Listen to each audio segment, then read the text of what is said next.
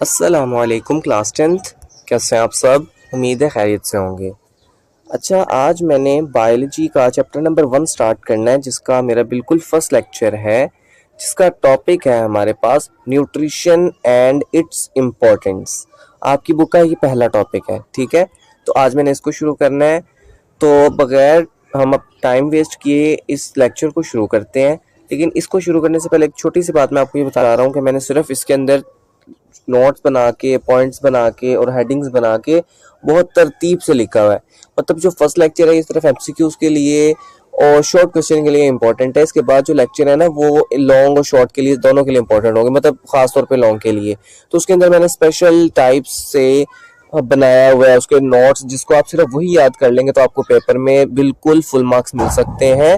मतलब सिर्फ आपको वही चीज जरूरत है, ठीक है। चलिए हम अपने लेक्चर को यहाँ से कंटिन्यू करते हैं। सबसे पहले हमारा टॉपिक है जी न्यूट्रिशन। न्यूट्रिशन का या न्यूट्रिएंट्स का वर्ड आपने अपने गिर्द जरूर सुना होगा। तो ये होता क्या है? सबसे पहले हम न्यूट्रिशन की डेफिनेशन को देखते हैं। Nutrition is the process of taking food. ये एक ऐसा प्रोसेस है जिसके अंदर हम खाना लेते हैं या खाना खाते हैं, ठीक है। एंड यूटिलाइज, और इसको अपनी बॉडी में यूज करते हैं फॉर डिफरेंट बॉडी फंक्शन, ताकि हम अपनी बॉडी के डिफरेंट फंक्शन हमारी बॉडी परफॉर्म कर सके, ठीक है। हम खाना मतलब इसी वजह से खाते हैं ना, कि हमारी बॉडी डिफरेंट फंक्शन परफॉर्म कर सके, ग्रोथ कर सके, सरवाइव कर सके। हमारी बॉडी जो है वो डिफरेंट जो बीमारियां हैं उसके साथ लड़ सके, ठीक है। जो हम डिफरेंट काम करते हैं उसके लिए एनर्जी हमें चाहिए होती है। मतलब डिफरेंट फंक्शन परफॉर्म करने के लिए हमारी बॉडी को जो खाना हम खाते हैं उस प्रोसेस को न्यूट्रिशन का नाम देते हैं, ठीक है। इसके बाद हमारे पास है वर्ड न्यूट्रिएंट। न्यूट्रिएंट वो केमिकल सब्सटेंस होती है जो कि हमारे खाने में प्रेजेंट होती है और वो हमें जिंदा रहने में हेल्प करती है। मतलब हम खाना खाते हैं, खाना खाने में कुछ खास न्यूट्रिएंट्स होते हैं। हम वो न्यूट्रिएंट्स हासिल करने के लिए खाना खाते हैं। खाना जो भी खा रहे हैं उसके अंदर कुछ चीजें हमारे काम की हैं, कुछ चीजें हमारे काम की नहीं है। तो जो चीजें भी उसके अंदर हमारे काम की हैं उन सब चीजों को हम न्यूट्रिएंट्स कहेंगे, और जो काम की नहीं है उन्हें हम वेस्ट कहेंगे, ठीक है। तो न्यूट्रिएंट्स की डेफिनेशन पढ़ते हैं। Nutrients are the chemical substances present in the food that living organism need. ऐसे केमिकल सब्सटेंस जिनकी लिविंग ऑर्गेनिजम्स को जरूरत है टू सरवाइव। किस चीज की जरूरत है? ताकि वो इससे सरवाइव कर सके, जिंदा रह सके, ग्रो, बड़े हो सके, एंड स्टे हेल्दी, और हेल्दी रह सकें, ठीक है। अगर आपको खाने के अंदर कुछ जरूरी चीजें चाहिए होती हैं, फॉर एग्जांपल कैल्शियम या इस तरह की कुछ और चीजें होती हैं, अगर वो आप खाने में आपको अच्छे तरीके से नहीं मिलती हैं, जिस मिकदार आपको बताई जाती है उस मिकदार में आप नहीं लेते, तो आप हेल्थी नहीं रहते, आपकी हड्डियां कमजोर हो जाती हैं और बहुत सी डिजीज हो जाती हैं मिनरल्स डेफिशिएंसी की वजह से, या वाइटामिन की डेफिशिएंसी की वजह से आपको बहुत सी जो बीमारियां हैं वो हो सकती हैं। तो हेल्थी रहने के लिए, सरवाइव करने के लिए और ग्रो करने के लिए हमें न्यूट्रिएंट्स की जरूरत होती है, और आसान अल्फाज में मैंने आपको पहले समझा दिया।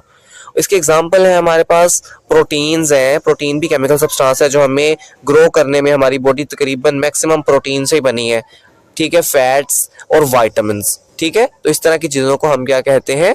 न्यूट्रिएंट्स। अच्छा, अब न्यूट्रिएंट्स की बात कर ली। हमारे इस चैप्टर में ज्यादातर न्यूट्रिशन इन एनिमल की बात है।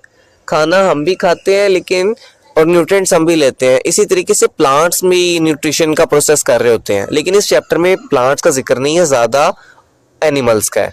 तो हमारा जो नेक्स्ट टॉपिक बनता है वो है न्यूट्रिशन इन एनिमल्स। तो देखते हैं आपकी बुक क्या कहती है। Animal can not make their own food. अब इंसानी जिस्म, ये जितने भी जानदार हैं, उनका जिस्म अपने लिए खुद खाना नहीं बना सकता, जबकि प्लांट्स का आपको पता है कि प्लांट्स अपना खाना खुद बना सकते हैं by a process called photosynthesis. आपने कभी भी किसी प्लांट को खाना खाते नहीं देखा होगा। हाँ, पानी आप उसको जरूर दे देते हैं। पानी एक न्यूट्रिएंट तो नहीं है, ठीक है। तो जो हमारे पास एनिमल्स हैं वो अब अपना खाना खुद नहीं बना सकते, ठीक है।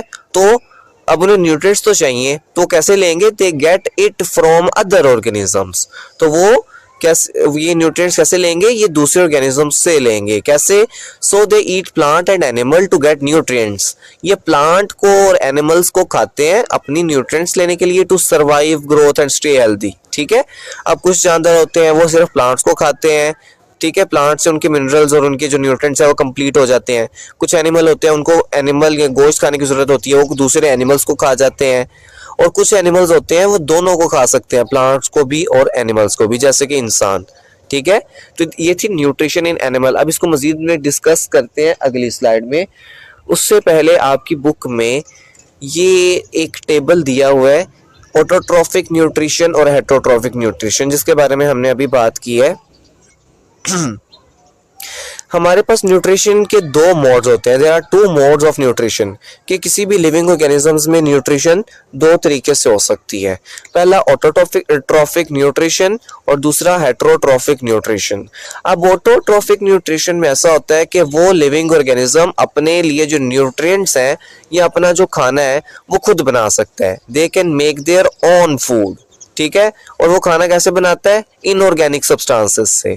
जबकि हेटरोट्रॉफिक न्यूट्रिशन के अंदर कोई लिविंग ऑर्गेनिज्म अपना खाना खुद नहीं बना सकता, उसे खाना हासिल करने के लिए दूसरे लिविंग ऑर्गेनिजम्स को खाना पड़ता है।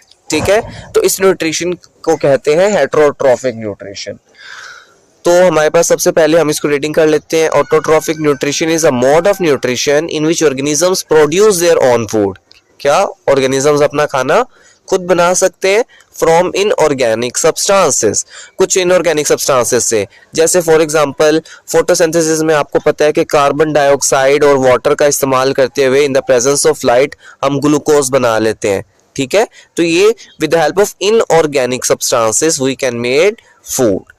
These organisms are called autotrophic.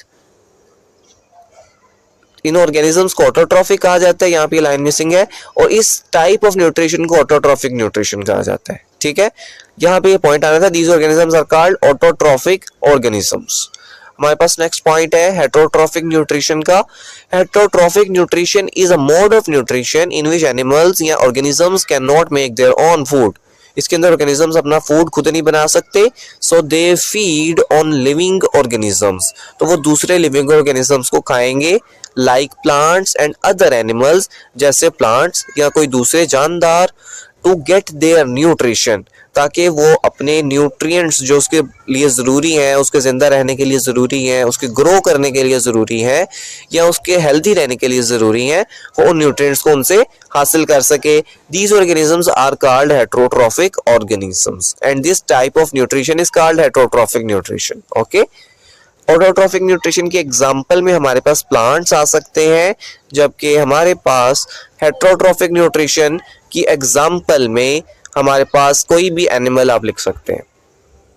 Next slide है हमारे पास, step of nutrition in animals. अब ये जो इस स्लाइड से पहले स्लाइड थी, उससे जब मेरी सबसे पहली स्लाइड थी, उससे अगला काम है ये हमारा। ठीक है, जिसके अंदर हमने न्यूट्रिशन ऑफ एनिमल्स का टॉपिक शुरू किया था। इसमें हमने steps of nutrition in animals का टॉपिक देखना है कि कोई एनिमल जो है वो उसके अंदर जो न्यूट्रिशन हो रही है या वो जो न्यूट्रिशन का प्रोसेस कर रहा है वो कैसे कर रहा है। तो हमारे पास इसके टोटल 5 स्टेप्स होते हैं। ठीक है, इसमें से सबसे पहला स्टेप है इंजेशन। इंजेशन का मतलब होता है खाने को खाना, मतलब जो आपको फूड है जो आपके पास वो आप खाएंगे। हर ऑर्गेनिज्म जो है वो फूड खाता है with help of its mouth.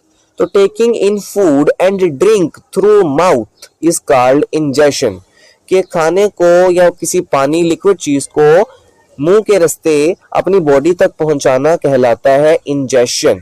It's mean it is referred to eating और taking food in the body with the help of, यहाँ पे माउथ का वर्ड आना था, with the help of mouth, कि किसी भी चीज को खाना या पीना with the help of mouth. हमारे पास नेक्स्ट स्टेप होता है डाइजेशन। डाइजेशन में हमने ये करना होता है कि जो हम फूड इंजेस्ट कर रहे हैं या जो फूड हम खा रहे हैं with the help of mouth, उसको छोटे छोटे सब्सटेंसेस में कन्वर्ट कर देना। आप जो आप फूड खा रहे हैं वो बहुत बड़े बड़े सब्सटेंसेस में मिला हुआ है, और हम जो खाना खाते हैं वो हमारे ब्लड में मिक्स होना होता है। जो भी आप कुछ खा रहे हैं वो सब का सब आपके ब्लड में मिक्स होना है। तो अब जो भी आप खाते हैं, कोई फ्रूट खा रहे हैं, वो एज इट इज तो ब्लड में मिक्स नहीं हो सकता, तो हमारी बॉडी उसको छोटे छोटे सब्सटेंसेस में कन्वर्ट करती है जो कि इजीली मिक्स हो सके ब्लड में। तो डाइजेशन के अंदर होती है ब्रेक डाउन ऑफ फूड, कि जो आप फूड खा रहे हैं उसकी ब्रेक डाउन होगी, उसको हम छोटे छोटे सब्सटेंसेस में कन्वर्ट करेंगे जो कि हमारे ब्लड में इजीली मिक्स हो सके। तो digestion is referred to the break down of food. ठीक है, in digestion food is broken down into simpler substances which could easily be dissolved in the blood. तो फूड को हम इतने छोटे सब्सटेंसेस या सिंपल सब्सटेंसेस में ब्रेक डाउन कर लेंगे ताकि वो ब्लड में इजीली डिसॉल्व हो सके। हमारे पास थर्ड पॉइंट है एब्जॉर्प्शन, यानी अब वो जो फूड है जो आपने इंजेस्ट किया था, अब आपने उसकी डाइजेशन कर ली है, उसको कंप्लीटली कन्वर्ट कर लिया स्मॉलर पार्टिकल्स में। अब उस फूड के जो न्यूट्रिएंट्स हैं वो सेपरेट हो चुके हैं और सिंपलर और बहुत छोटे छोटे सब्सटेंसेस में कन्वर्ट हो चुके हैं। अब उन सब्सटेंसेस का मिलना ब्लड में, इस चीज को कहते हैं एब्जॉर्प्शन। ठीक है, तो इसको अगर हम पढ़ें तो इन absorption nutrients from the digested food, जो फूड आप डाइजेस्ट कर चुके हैं, छोटे छोटे पीसेस में कन्वर्ट कर चुके हैं, उसमें से न्यूट्रिएंट्स क्या करेंगे, are moved to the blood, वो यहां से ब्लड में मूव करेंगे। सिर्फ इतने प्रोसेस को हम कहेंगे absorption. Now blood is responsible to deliver all the nutrients to the whole body. अब ब्लड की ये रिस्पॉन्सिबिलिटी है कि ये न्यूट्रिएंट्स इनकी बॉडी में जिस जिस जगह पे जरूरत है वहां तक पहुंचाए। ठीक है, अब ये जो पॉइंट मैंने जैसे जैसे लिखे हैं, अगर आप भी इसी तरीके से इनको याद करके लिख देंगे तो आपको इसमें फुल मार्क्स मिल सकते हैं।